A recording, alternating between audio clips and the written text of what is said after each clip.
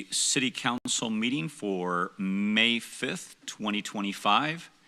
I had a young man come up to me today who is a student, and he said, this is one of those times in life when it's May 5th, which is 5/5/25, and you can actually take the two numbers, multiply it, and you get 25. So he said, would you please say that? And I said, for you, sir, I will. So here we go. So good evening. It's May 5th, 2025, City Council meeting. Our invocation will be given by Zach Harmon McLaughlin. He actually is the Dean of Community of Christ. He is, the Dean of Community of Christ Seminary, but he has also just been promoted to the VP of Academic Affairs. So this is going to be a dual prayer this evening. And so please stand for the invocation and please remain standing for the Pledge of Allegiance. Thank you. Let's pray. Gracious and loving God, we come together this evening with a sense of purpose and shared commitment to the people of Independence. In this chamber where voices meet and decisions are made, may we be ever mindful of the responsibility entrusted to us to shape and form community. Bless this council with the wisdom beyond self-interest, courage rooted in compassion, clarity shaped by justice. Help us to listen deeply to one another, to our community, and even to the still small voice that calls us to act with integrity and care. May we remember those in our city who are vulnerable, those whose voices often go unheard, and those who labor tirelessly for the well-being of others. May our work honor their dignity and strengthen the bonds that hold our community together. And may the history of this city, rich in story and rooted in the struggle for peace and belonging, may that inspire us to lead not for the sake of power, but for the sake of the people. Guide our hearts, steady our hands, and grant us the humility to seek the common good. Amen. Please join me. I pledge allegiance to the flag of the United States of America and to the republic for which it stands, one nation, under God, indivisible, with liberty and justice for all.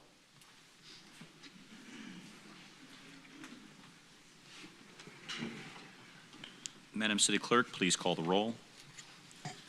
Councilmember Fears. Here. Councilmember Perkins. Here.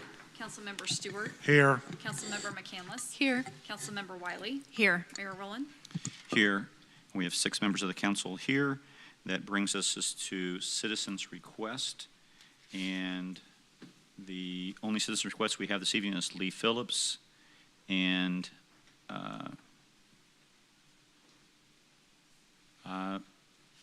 Lee, please come forward.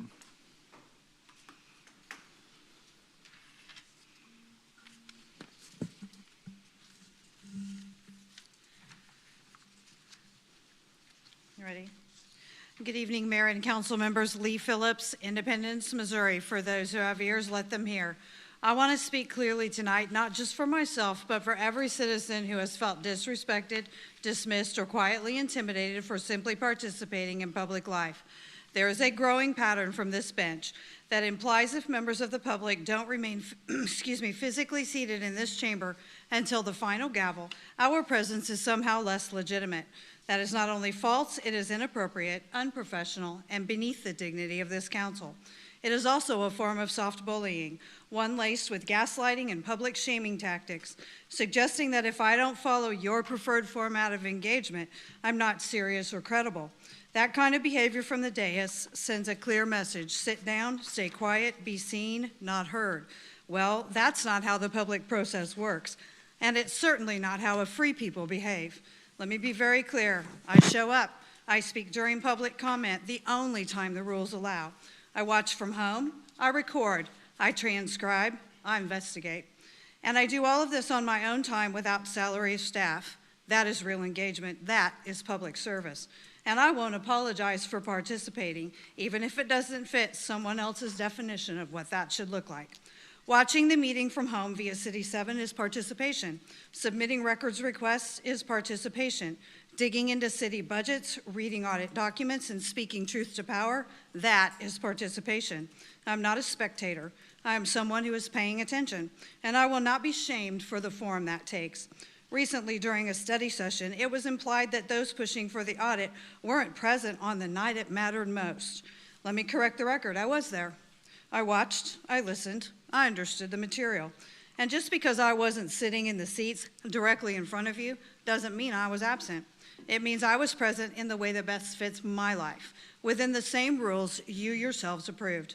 I don't have the luxury of staying through every procedural motion. I'm a grandparent, a worker, a caregiver, and also a researcher, organizer, and truth seeker. I'm not here for optics, I am here for accountability. And that work doesn't stop when I walk out of this chamber. It often begins when I get home from meetings such as this. It grieves me to have to say these things, not because I fear the consequences, but because I know we're capable of better.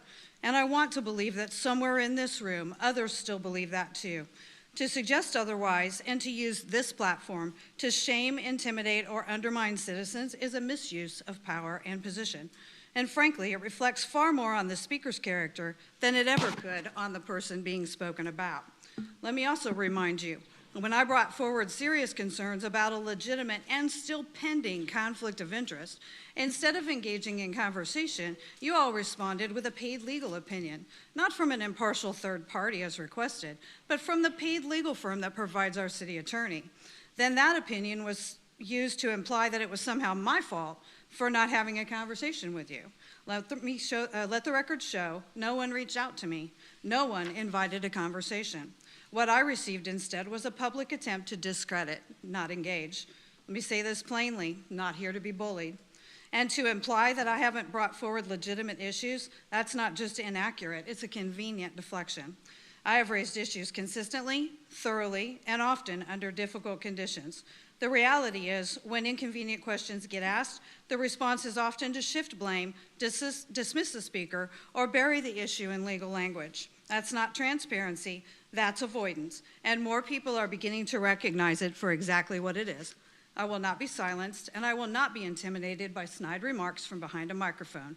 This kind of behavior, belittling, slighting, minimizing, and deflecting, does a disservice to the office and the public you serve.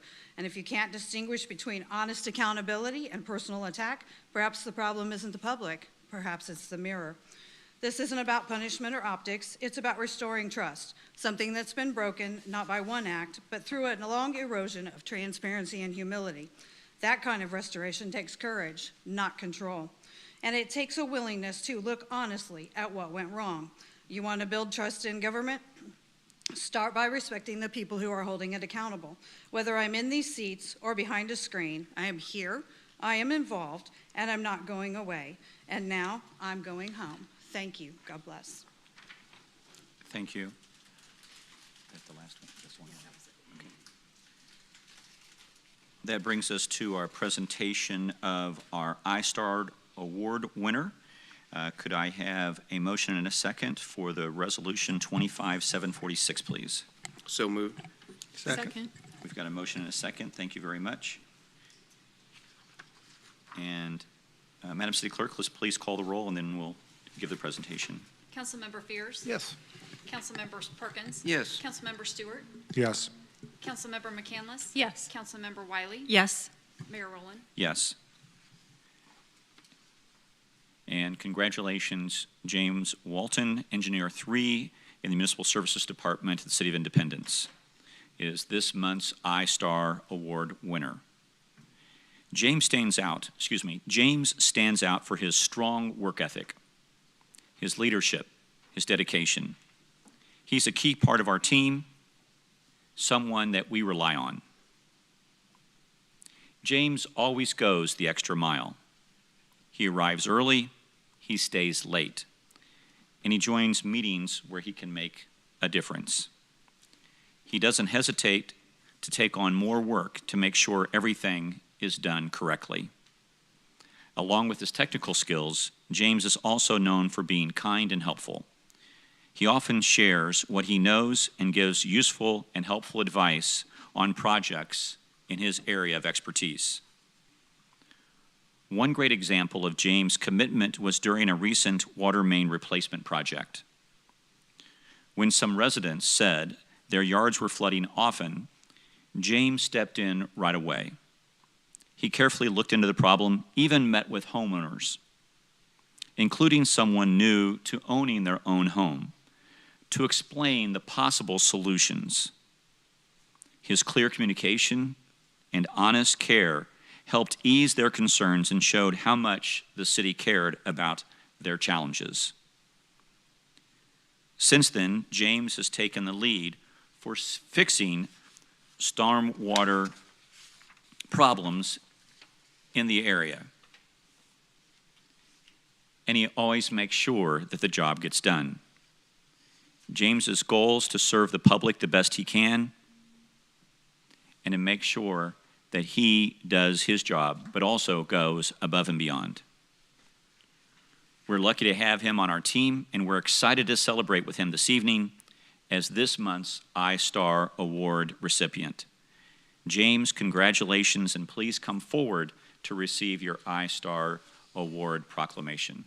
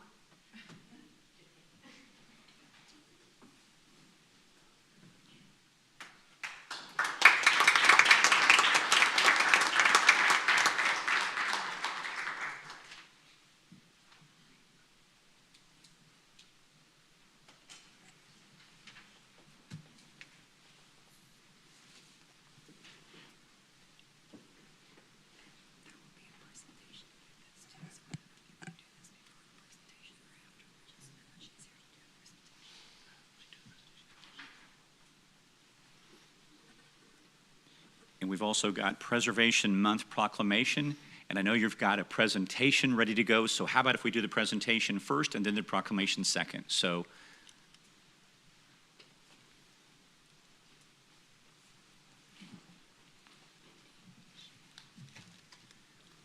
and Wendy, thank you for being here, and please proceed at your convenience. Good evening, and thank you. My name is Wendy Shea. I'm the Historic Preservation Manager for the City of Independence, and tonight I am more than pleased to award Pam Fulmer for our 2025 Preserve Independence Award. The award was first established by the Independence Heritage Commission in 2001. It was intended to honor and recognize, the efforts of individuals, organizations, and projects displaying an exemplary commitment to historic preservation. We have two categories, and this evening we have a distinguished individual recognized under distinguished service. We also recognize organizations and recognize outstanding building restoration and rehabilitation. Pam Fulmer started as a volunteer with the Vail Victorian Board and has been a board member for a period of 10 years now. She assists with publicity, coordinates the vendors for the Strawberry Festival, assists with fundraising, and is always available to help in any way she can. Because of her ongoing support for the preservation of the Vail Victorian Mansion, we recognize Pam Fulmer this evening and award her the 2025 Preserve Independence Award.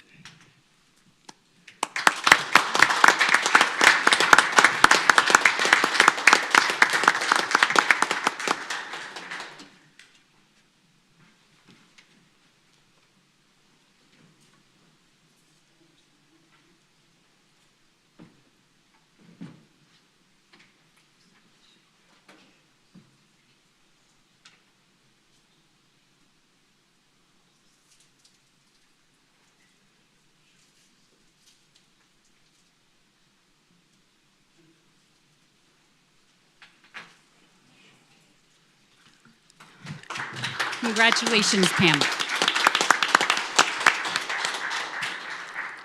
In addition to the Preserve Independence Awards, we celebrate National Historic Preservation Month throughout the month of May. There are several events that are going on throughout the month. Our theme this year is looking to the future. We have had several events over this last weekend. We were looking to the future of the Englewood Theater. We were looking at the direction that the trails associations are heading. In addition to both the proclamation and the Preserve Independence Awards this evening, we also have a cookie decorating event at the Bingham Wagner on May 17th. All of these events are listed on the city's website under events, so if you'd like further information, please feel free to go there. Thank you so much. Thank you.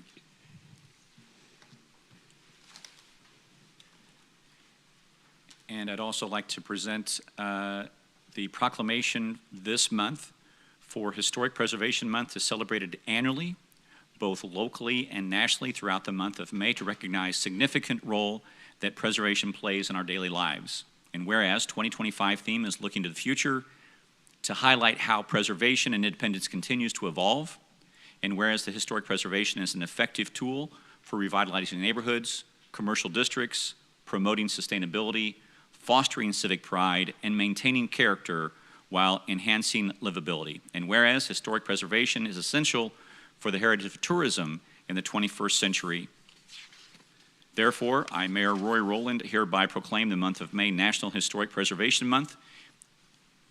And please come forward and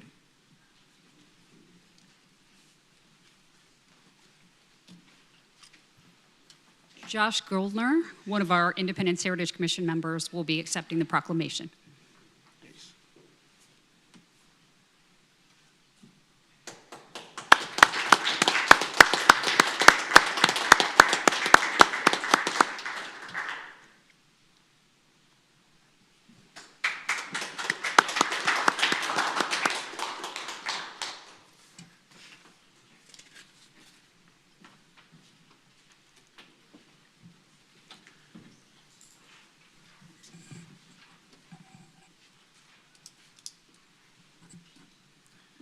all right, that brings us to the consent agenda. Mr. Mayor, Please proceed. I move for approval of the reports and recommendations of the city manager.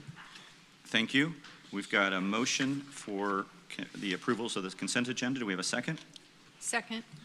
We've got a motion and a second. Does anyone want to pull anything of those consent agenda items for separate consideration? Mr. Mayor, Please proceed. can I pull 3? Item number 3, all right.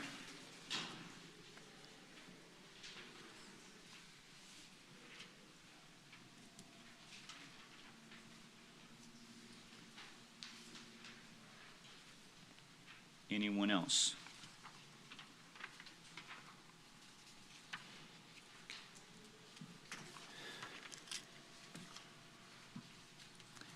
Councilwoman, the floor is yours on item number 3. Yep. If we may, let's vote on the first, all of them, and then we'll come back to you. Please forgive me. Yep. Please call the roll. Councilmember Fears. Yes. Councilmember Perkins. Yes. Councilmember Stewart. Yes. Councilmember McCandless. Yes. Councilmember Wiley. Yes. Mayor Rowland. Yes. And the consent agenda is approved minus item number 3, 6 in favor, 0 opposed. Councilmember Wiley, the floor is yours on item number 3. Thank you, Mr. Mayor. To inquire of the city manager. Please proceed. Mr. City Manager, item number 3 is funded by the street tax. Is that correct? That is correct. Okay. Thank you. I move to approve item 3 on the consent agenda. Second. We've got a motion and a second. Any further discussion on item number 3? Seeing none, Madam City Clerk, please call the roll. Councilmember Fears. Yes. Councilmember Perkins. Yes. Councilmember Stewart. Yes. Councilmember McCandless. Yes. Councilmember Wiley. Yes. Mayor Rowland. Yes, item number 3 is approved. 6 in favor, 0 opposed. That brings us to our first public hearing. It's new information only. We open up the public hearing. A public hearing for the application to rezone properties on Zahn Avenue and Hawker Avenue from I-1 Industrial to R6 Single Family Residential. New information only.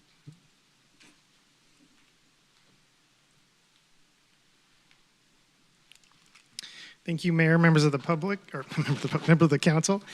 My name is Rick Arrow, the Assistant Director here at the City of Independence. This rezoning was considered by Planning Commission on March 25th of this year. Planning Commission did vote in favor of this rezoning. This was a city-initiated rezoning covering 32 lots along East Zahn Avenue and North Hawker Avenue.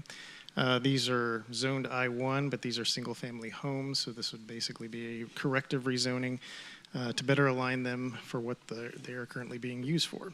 I have no new information to provide. Thank you.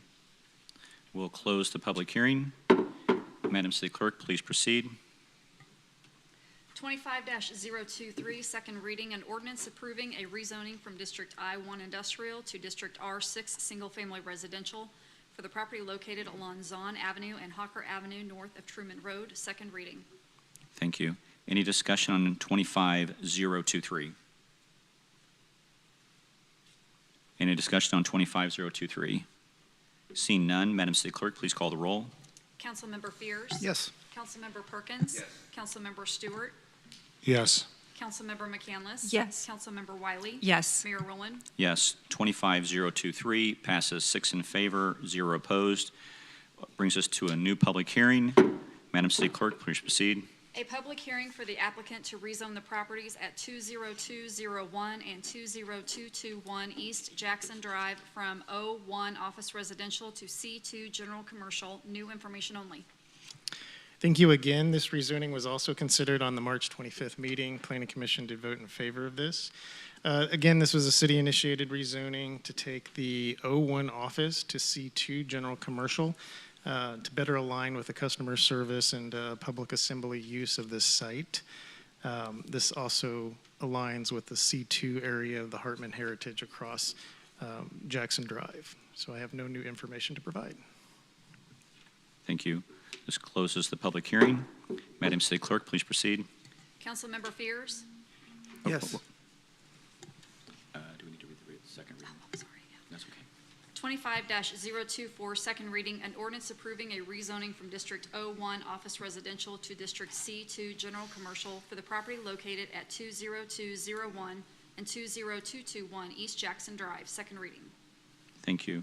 Any discussion on 25-024? Seeing none, Madam City Clerk, please call the roll. Councilmember Fears? Yes. Councilmember Perkins? Yes. Councilmember Stewart? Yes. Councilmember McCandless? Yes. Councilmember Wiley? Yes. Mayor Rowland? Yes, 25-024 passes 6 in favor, 0 opposed. That brings us to our third public hearing. We'll open that. A public hearing for the street name change application to rename Necessary Road to Pop Warner Drive, new information only. Thank you again. This is a little bit of an unusual one. This is a street name change being considered by Planning Commission on March 25th. Planning Commission did vote in favor of this street name change. This was an application by Heart of America Pop Warner to rename a segment of Necessary Road between East Artie Mize and Little Blue Parkway to Pop Warner Drive. I have no new information to provide.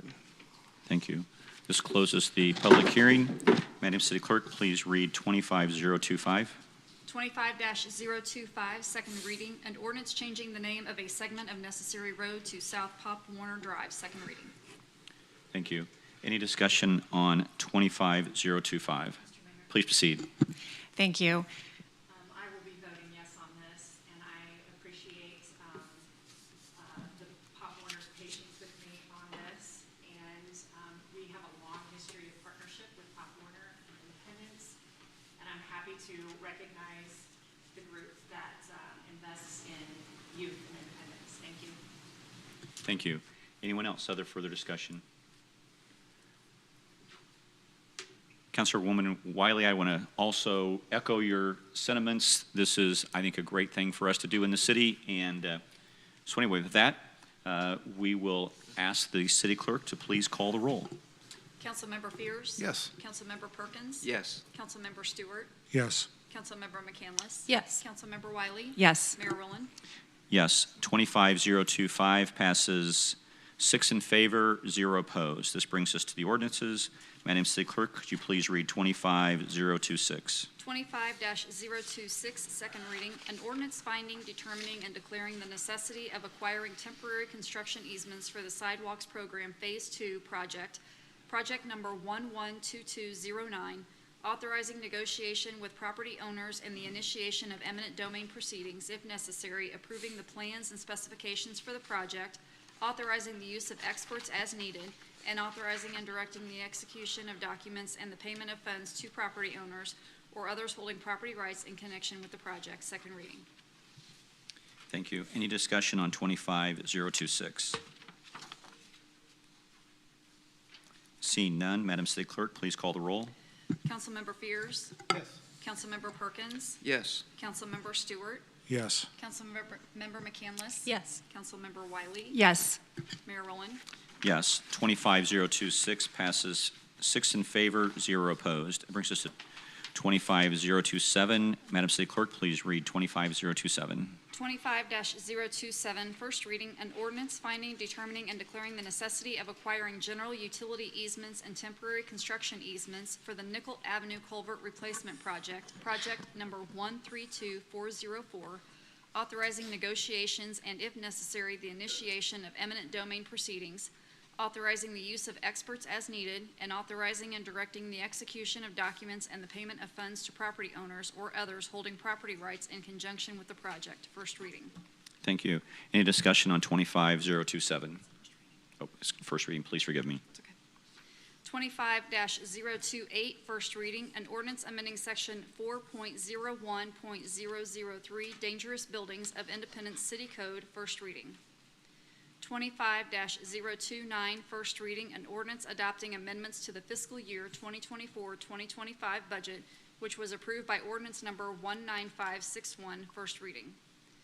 25-030, first reading, an ordinance amending Chapter 2 of the City Code, alcoholic beverages, first reading.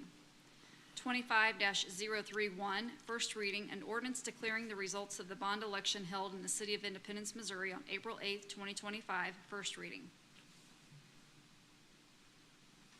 Thank you. And that brings us to councilmember comments. Councilmember Fears, do you have any comments this evening?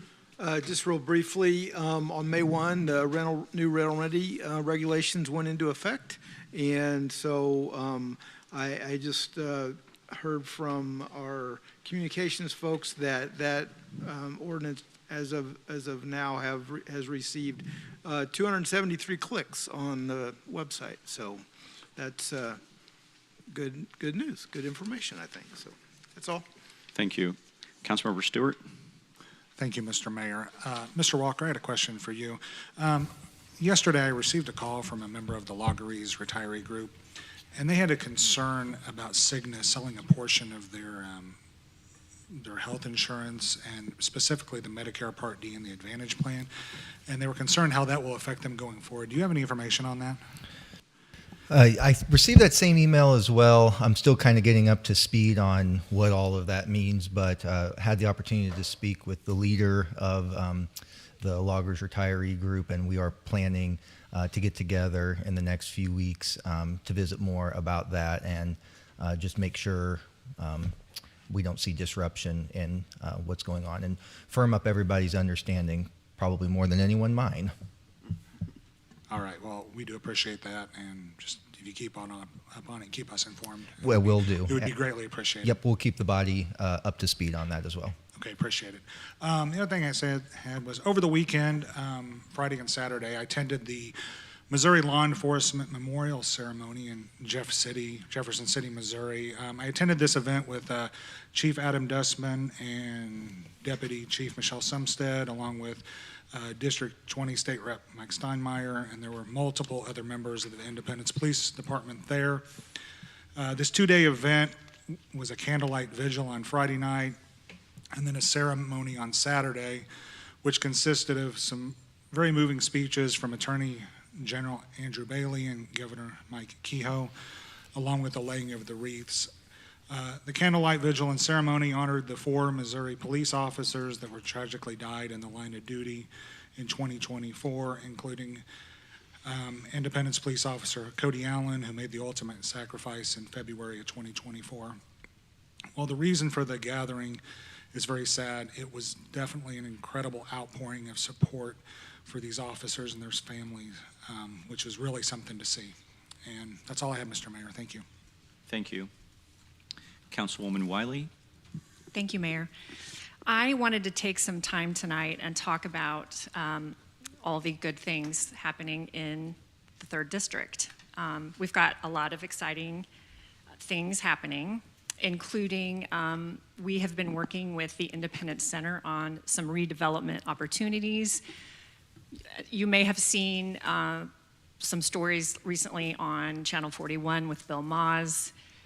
They are sort of pivoting to service-based businesses within the Independence Center so that they can get some foot traffic inside the center between Monday and Friday. So vendors like the Missouri Driver Testing Center for the Missouri State Highway Patrol is going in there, and the Missouri Division of Family Services Counseling Center is going to open there this summer. Additionally, Universal Health Services is building a state-of-the-art mental health treatment facility at Trinity Woods, which is Little Blue and I-70. It's a $63 million investment, and it's going to bring over 200 healthcare jobs to our community. It's also going to provide much-needed mental health services for our residents. This is a huge win for Independence. I'm really excited about this, and both for the healthcare system and the boost to the local economy. There's also a multi-million-dollar expansion underway for Centerpoint Medical Center. We're close to selling a pad site at the old GEHA building to a developer who wants to bring additional amenities to the Jackson Drive Little Blue Parkway area. The $5 million governor's cost share grant to improve I-70 and Little Blue Parkway interchange is nearing completion. I'm sure you've all seen that. The Cable Dahmer Arena is undergoing a multi-million-dollar renovation to ensure its effective operations for years to come. The Mavericks right now are in their 2nd round of the playoffs, which is additional revenue for Independence. A developer is exploring a $30 million renovation of the Hartman Heritage Shopping Center. Also, millions of dollars are being spent on residential development right now in the 3rd District. Particularly noteworthy is the housing being constructed on Artie Mize and Jackson Drive.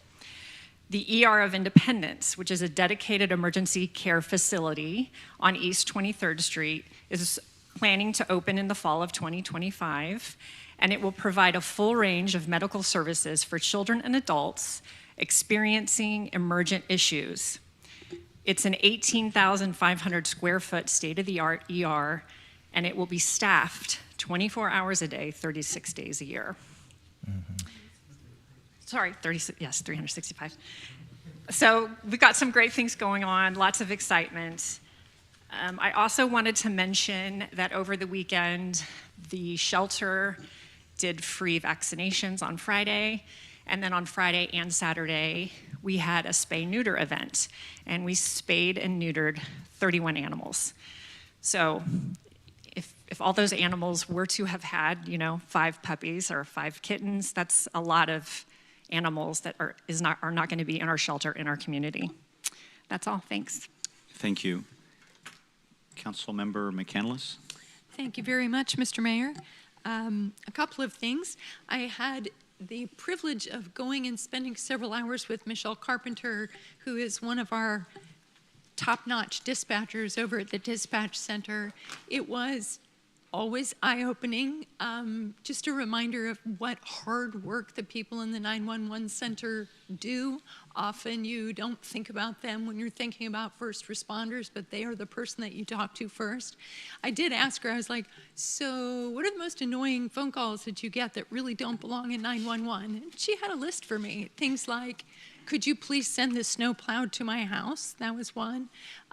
Could you look this phone number up for me? Was another one. Can you tell me what's going on around the corner because I saw police? So it's important that the 911 folks are treated like the professionals that they are, and that their job is to dispatch the appropriate folks to your emergency, and they really aren't kind of just an information or a chit-chat space. They took 57,000 phone calls in the first quarter of this year, and of that, they had a 98% answer those calls within 1 minute. So they are at the top of their game in Independence. So they do fantastic work. Be sure that we're using them for the right reasons. And on the same idea of public safety, I saw 2 serious wrecks on the 15 minutes from my house to here this evening. Those cars are not drivable. I beg us to be really mindful when we are driving, both our speed, our aggressiveness, and whether or not we're talking on a device. If you're not attentive to your own safety, think about it from the pure standpoint that cars are going to be $10,000 more expensive, and getting one to replace the one you just crashed may get harder and harder. Our poor police are jumping like frogs on a frying pan trying to make it to all these car accidents, so think about that. Truman High School got recognized as one of the top performing high schools in the whole Kansas City area because of their excellence in graduation rates. So often people don't give independent schools as much credit as they deserve. That's really stupendous. I'd like to congratulate Mr. Zach Walker, our city manager, on being elected as president to the Missouri City County Management Association. He was inducted this weekend, so very proud of your contributions to the broader city manager world, and always want to be sure that we let you know, we know you have a very hard job balancing a lot of needs, and thank you for doing your job so well. And one of the horrible jobs you have is managing a budget with the financial challenges that are facing almost every city as retail markets change, as people spend money in different ways, as the cost of providing services go up. A budget is a challenge every single year for every city. If you go to Kansas City, you listen to their discussions. If you go to Grain Valley, you listen to their discussions. Every city struggles with balancing these needs in the budget. This is increasingly challenging as federal dollars that we have used in partnership are disappearing. We are losing federal funds that we have used for the police department to do some of our DUI checks. We are losing some of our federal support for CIT training for our officers. We are going to lose substantial grants for the health department, and we get some pass-through dollars from the state. I think those probably also will dry up. So we are going to have hard decisions about how we spend the limited dollars that we have in the way that best serves the needs of the community. So thank you for the hard decisions that you and your teammates are going to have to make. Nobody likes to find out that their department gets less money, but we always have to bring forward a balanced budget, and we have to be sure that we are in a financial place to go into the future, because the job of this council is not to stick it to future councils. And it is easy to make decisions now that get paid for later or by someone else, and it's important that we really think about how we set every future council up for success. Thank you very much, Mr. Mayor. Thank you very much. Councilmember Perkins. Thank you, Mayor. Just a couple of things. Yesterday, I had the good pleasure of my wife to volunteer at the Give 'em Hell Harry 5K race. Next year, I'll see if I can participate, but yesterday, I just went ahead and volunteered. They had 150 individuals that race, and it was beautiful weather, and it was a good time, and we got breakfast afterwards. Just a public announcement that the Winter Road Complete Street Community Engagement, if you live along Winter Road from 24 Highway to Hedges Avenue, May 20th, Tuesday, May 20th at Van Horn High School, we will be discussing the Complete Street program there. The project is about 30% in design, so public comment is welcome. Some of the quick highlights of that is going to be multimodal from 24 to Hedges Avenue, but very importantly, the reconfiguration or design of the intersection at Truman Road and Winter will be done, so input would be very much appreciated. With all I have is Go Mavericks. I believe they play at 7, so let's give them hell, Harry, Go Mavericks. Thank you, Councilmember Perkins. And just a couple of things. This is a shout out to the Parks Department and also for our city. A letter from the Arbor Day Foundation congratulating the City of Independence earning the Tree City USA status for 2024. The award shows the city's strong dedication for planting and taking care of trees in a time where many cities are facing issues like air pollution and climate change. Taking care of our trees is more important than ever. And so we want to give a shout out to Charlotte Oleko and Morris Heidi and the Parks Department for their hard work of making our city greener and better for everyone. So thank you for that. Also, it was a special day. I went to the Palmer Center to give them a proclamation recognizing folks for Older Americans Month, which is the month of May. We have 33,000 citizens in the city of Independence who are over the age of 60. And so Joe at the Palmer Center helped me with that, and she did a great job. So she was just absolutely fantastic. These citizens bring wisdom, strength, and unique life experiences that help shape our city going forward. And I want to thank Joe for giving me a chance to be part of that meaningful celebration. And then also last week I did a ride-along with Officer Bishop. And I want to do a shout-out for Officer Bishop. He is an extraordinary young man.